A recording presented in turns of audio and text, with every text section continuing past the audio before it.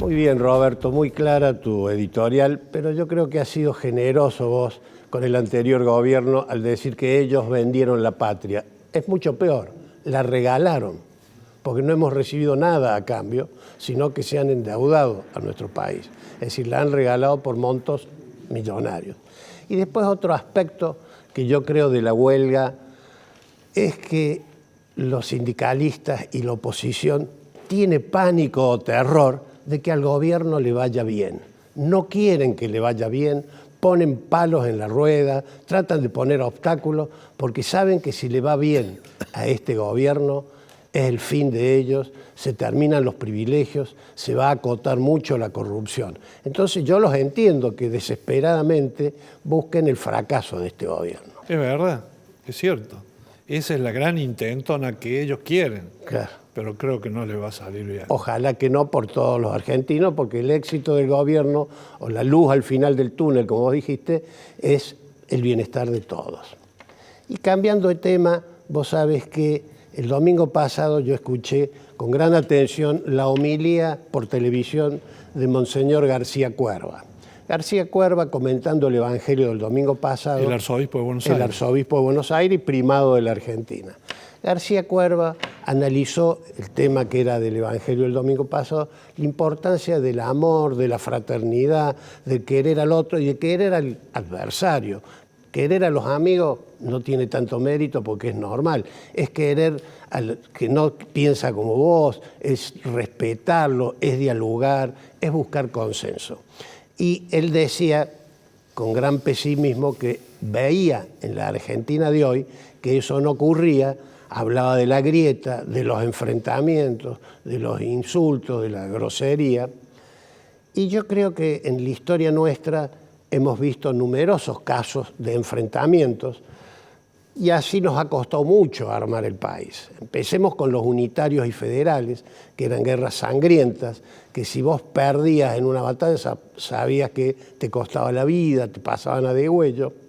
Y bueno, hubo un enfrentamiento muy duro entre unitarios y federales y triunfó el general Urquiza, que no fue revanchista. Es de la famosa frase, ni vencedores ni vencidos, y hizo todo lo posible por pacificar el país, pacificación que duró muchas décadas, donde hubo discrepancia, porque es propio de la democracia el pensar distinto, pero hasta que no llegamos al primer gobierno peronista en la década del 45, en que nuevamente aparece una divisoria de aguas muy fuerte, peronistas y antiperonistas, en donde eran irreconciliables. No se lo podía, cuando se lo derroca Perón, no se lo podía, estaba totalmente oculto, no se lo podía nombrar en los medios, era el tirano prófugo, es decir, era una Argentina dividida. Y yo rescato, porque lo he vivido, que Perón vuelve en el 72 y va a asumir en el 73, y él fue un gran conciliador. Él dijo, cuando yo me fui, era que para un peronista no había nada mejor que otro peronista. Ahora que he vuelto, la cambio. Para un argentino no hay nada mejor que un argentino, y yo cada vez que lo han repetido por los medios, el discurso de Ricardo Balbín en el entierro de Perón se me eriza la piel, cuando él dice, este viejo adversario viene a despedir un amigo. Y es un adversario que estuvo preso, lo desaforaron como diputado, es decir, la sufrió. Y sin embargo se reconcilió con su ancestral enemigo y eso permitió una reconciliación y que cesara esta antinomia peronismo-antiperonismo. Después vino momentos muy tristes de la guerrilla, etcétera, pero yo quiero rescatar a un presidente que para mí también fue un gran pacificador, un hombre que no tenía rencores, un hombre que dio ejemplos y muestras de su generosidad, de que el pasado él no lo tenía para engendrar odio o para azuzar el fuego, que es el expresidente Carlos Saúl Menem. Yo tengo un caso.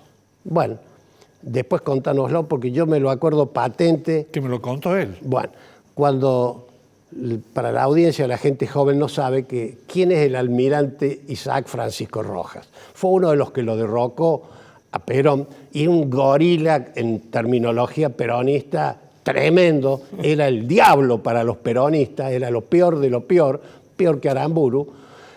Y sin embargo Menem lo perdonó y lo fue a visitar en el sanatorio, en su lecho de muerte, y le dio un abrazo, y como era el presidente Menem, que era besuqueador, lo besó en la frente, y esa reconciliación a mí me quedó grabada, de una persona que también había estado preso, que lo habían humillado, lo habían denigrado, lo pelaron, es decir, y él fue a visitar a su adversario y se reconcilió y lo abrazó.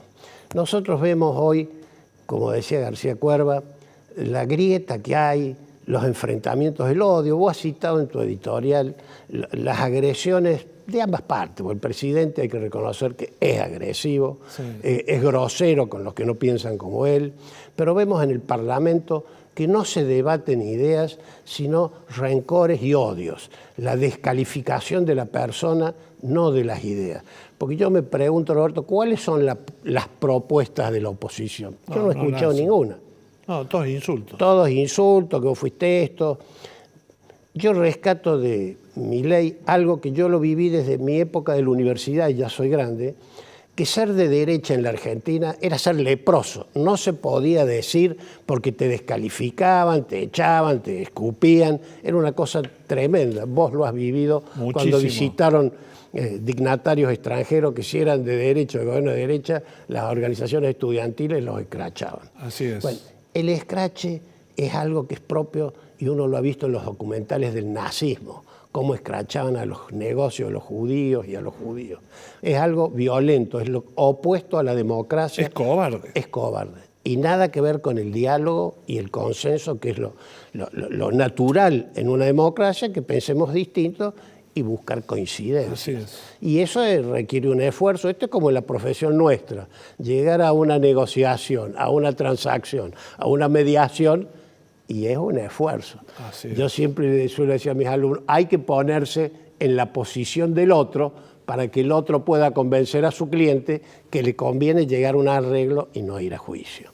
Entonces yo rescato que debemos retornar a la senda de la conciliación y no del rencor, del odio, y esa frase, ni olvido ni perdón, que es tan poco cristiana. Olvidar yo digo que no, pero el perdón es muy importante si queremos mirar para adelante. Tenemos ejemplos emblemáticos del mundo, que fue la reconciliación de Francia con Alemania, el abrazo que le dio Charles de Gaulle a Konrad Adenauer, con lo que había hecho Alemania al pueblo francés, cuando Churchill también, que soportaron los bombardeos, superaron ese odio, y por eso Europa es la Unión Europea. Vos sabés, Manuel, tan cierto lo que vos dices, que la Unión Europea fue fruto del esfuerzo de 3 octogenarios que habían sido enemigos mortales, porque fue el general de Gaulle, octogenario, Konrad Adenauer, el canciller alemán, y Alcides de Gasperi, el premier italiano, que habían sido hasta el 45 enemigos enfrentaron, pero vieron por encima de todo, como hace un estadista, el futuro, el más allá, el progreso que la unidad le podría brindar a sus países y al resto de Europa. Por eso yo creo que si no hay diálogo, búsqueda de consenso, no hay salida en la Argentina. Vamos a seguir divididos, vamos a seguir hoy yo y mañana vos, y todo lo que vos haces es malo, y todo lo que piensa el otro es negativo. Por eso yo creo y coincidimos, anhelo de que se bajen los decibeles, que se discutan y se confronten las ideas, pero que haya amistad cívica, que haya cordialidad. Eso es un anhelo indudable de todos los argentinos de bien. Y otro tema que me preocupa a mí y que lo he escuchado a los alumnos es la inseguridad.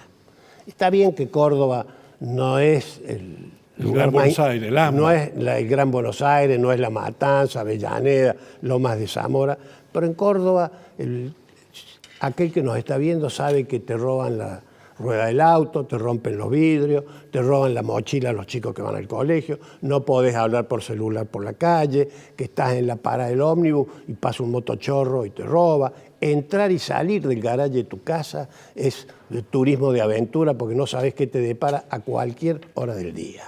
Bueno, ¿y qué ocurre en este ambiente de inseguridad en que vivimos? Aquel que puede se va a un barrio privado que son muy codiciados por el tema, entre otros, de la seguridad. No vamos a decir que sean totalmente seguros, porque no hay lugar totalmente seguro, pero son más seguros que el barrio abierto, que los lugares abiertos.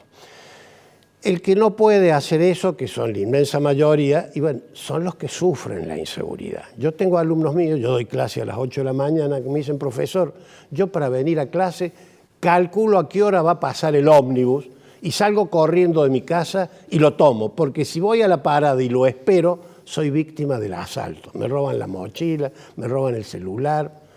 Y el gran ausente o no da abasto son las fuerzas de seguridad, son la policía, que uno dice, ¿dónde están? Bueno, yo vivo en barrio abierto y los vecinos nos hemos juntado y contratamos adicionales.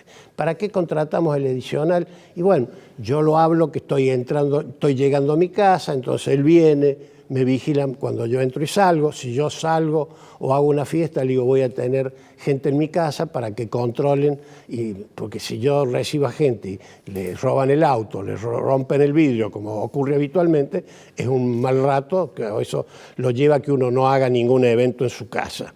Entonces vivimos, ¿y dónde está la fuerza de seguridad que deberían cuidarnos? Son los grandes ausentes, y hay en barrios que son desconocidos la fuerza de seguridad. Mientras más te vas a las afueras, mientras más te vas a la periferia, ahí estás a la buena de Dios, tu seguridad, la de tus hijos, cuando van al colegio, cuando transitan por la calle. Bueno, nosotros hemos contratado adicionales. ¿Qué ha hecho el gobierno con esto que nos hemos visto obligados a buscar?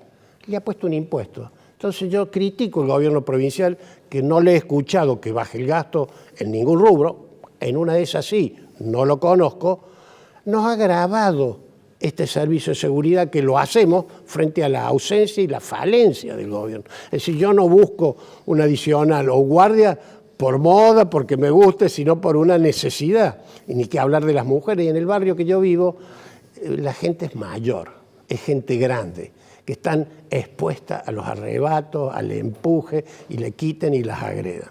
Por eso me parece insólito que a esta necesidad se la haya agravado, cuando no deberíamos tener adicional. Debería ser el gobierno, a través de los impuestos que pagamos, el que se ocupe de la seguridad, de la salud. Por eso me parece lamentable este nuevo impuesto que ha puesto, gravando algo que es una necesidad. No sé si... Oh, te felicito. Bueno, Muy bueno. Lo hemos tratado de suplir a Ariel de la mejor manera posible. Hemos hecho una especie de diálogo, medio monólogo mío, porque yo soy muy vehemente de esta cruda realidad en que vivimos.